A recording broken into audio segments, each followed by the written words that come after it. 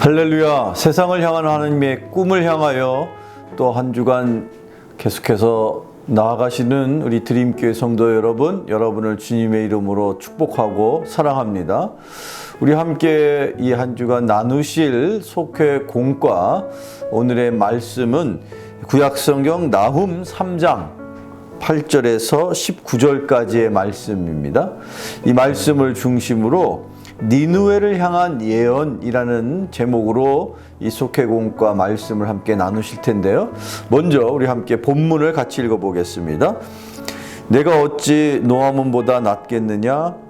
그는 강들 사이에 있으므로 물이 돌렸으니 바다가 성루가 되었고 바다가 방어벽이 되었으며 구스와 애굽은 그의 힘이 강하여 끝이 없었고 붓과 루빔이 그를 돕는 자가 되었으나 그가 포로가 되어 사로잡혀 갔고 그의 어린 아이들은 길 모퉁이에 매어침을 당하여 부서졌으며 그의 존귀한 자들은 제비 뽑혀 나뉘었고 그의 모든 권세자들은 사슬에 결박되었나니 너도 술에 취하여 숨으리라.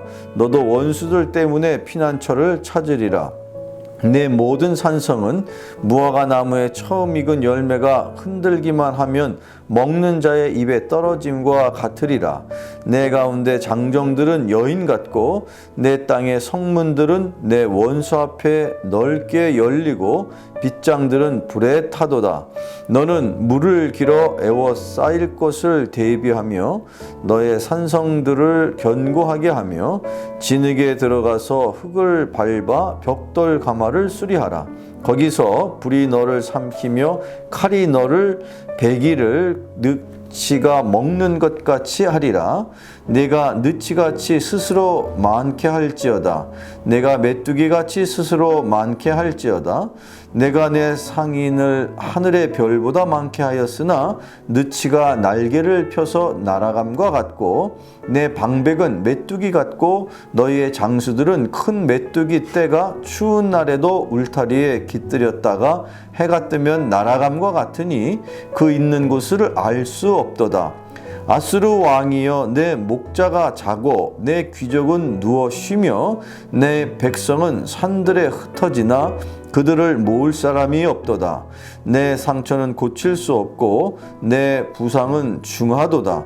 내 소식을 듣는 자가 다 너를 보고 손뼉을 치나니 이는 그들이 항상 내게 행패를 당하였음이니 아니더냐 하시니라. 아멘.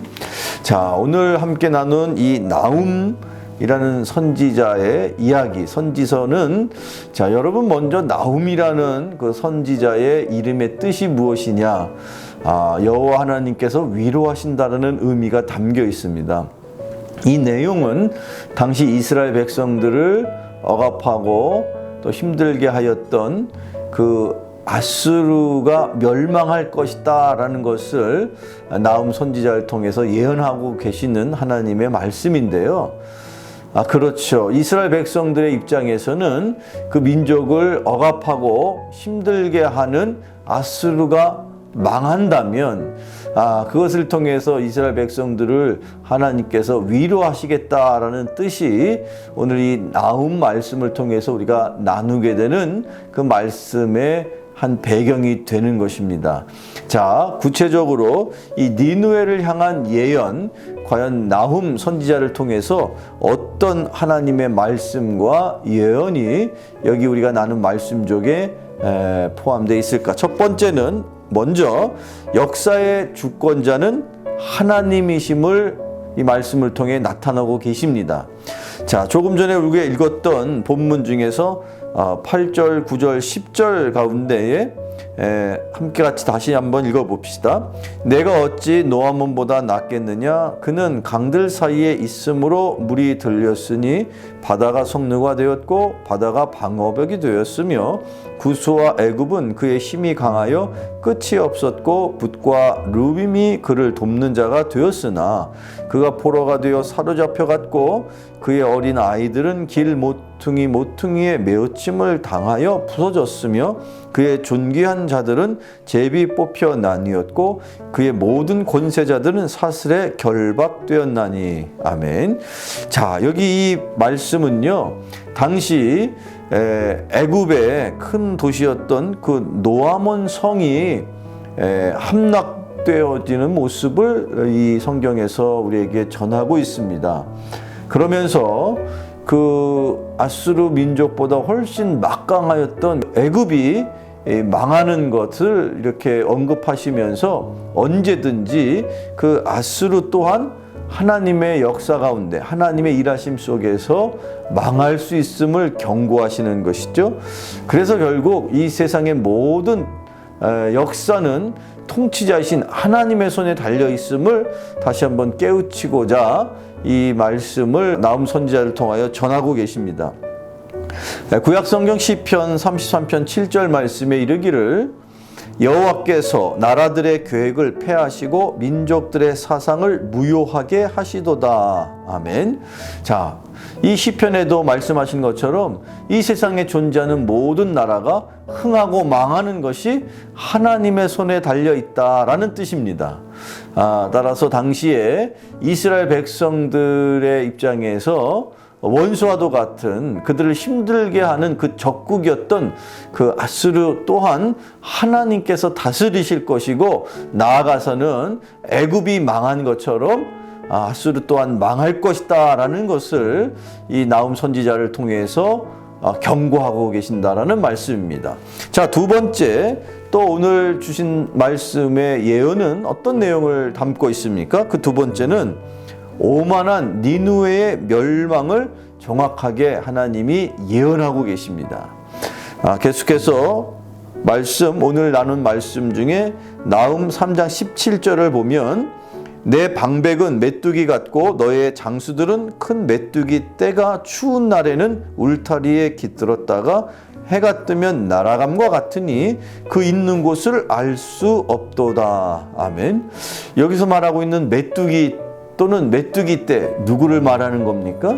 하나님 앞에 아수르, 지금은 아주 기고만장하여서 전 세계를 마치 다스릴 것처럼 그렇게 호기로운 아수르를 향하여서 그들의 형편이 앞으로는 하나님 앞에 메뚜기같이 그 메뚜기처럼 그렇게 보잘것없는 존재가 될 것이다 라는 것을 예언하고 계십니다. 여전히 이스라엘 백성들에게는 위로를 주시고자 이런 말씀을 주시는 것이죠.